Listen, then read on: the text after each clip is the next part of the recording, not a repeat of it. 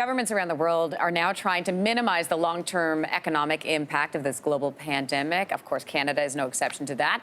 Joining me now, Chief Economist at Deloitte, Craig Alexander. Good to talk to you this morning. Thanks for being on our show. It's a pleasure, Lindsey.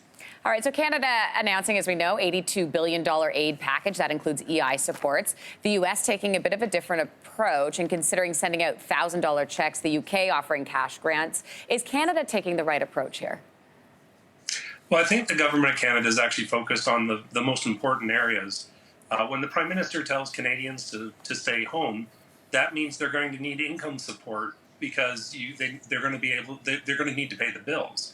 So if you actually look at what the government announced in terms of fiscal stimulus, it has expanded employment insurance benefits. One of the big concerns was, what about workers that don't qualify for EI, and creating an emergency program that basically is going to be equivalent to EI for workers that don't qualify.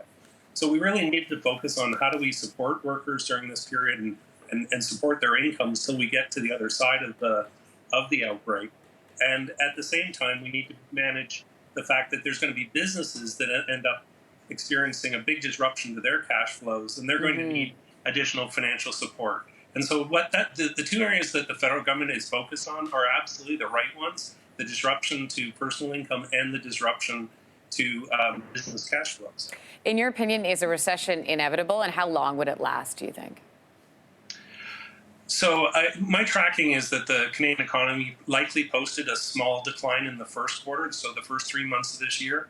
But in the second quarter, we're actually going to see the economy contract very significantly. And this shouldn't be a surprise to anybody. If Canadians aren't going to restaurants, if they're staying at home and they're not going to the malls, ultimately you're going to have a very deep impact in terms of economic activity in the second quarter. Then the question really becomes, how long does this last? Are we talking a matter of a few months? Are we talking a couple of quarters? And this is where I think you have a debate amongst the economic forecasters. We do know that ultimately the pandemic will be contained and it will eventually burn itself out. What we don't know is the exact timing of it. So before the end of the year, I'm confident we'll see a rebound in economic activity. We just don't know exactly when that's going to be. And so, it is likely to be a recession because of the drop in economic activity, but people need to be mindful of the fact that it is an event that is eventually going to pass. What is your advice to business owners? I know you've spent a lot of time talking to them. Yeah, at Deloitte, we have clients across the country, and our core advice to them is, number one, put your people first. Protect your people and give them the maximum amount of flexibility you possibly can. If they need to stay home to take care of kids that aren't in school, if they need to be away from the office to do groceries for their elderly parents, give them that flexibility as much as possible. Number two, businesses have to keep themselves afloat. And that means looking at their cash flows, figuring out whether they need additional lines of credit, taking actions to make sure that they remain viable through this valley. The third thing they can do is businesses can make strategic investments in this space that will actually pay off in the long run.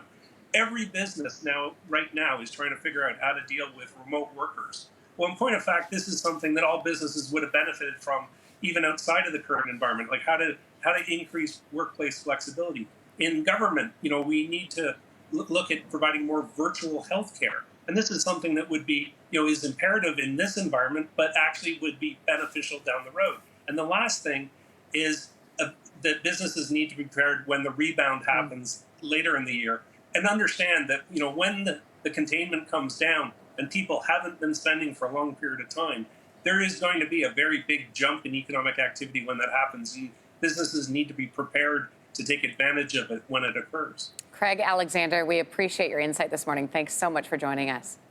Thanks very much, Lindsey. Thanks for watching. If you like this, be sure to subscribe here. And you can check out more Your Morning videos right here.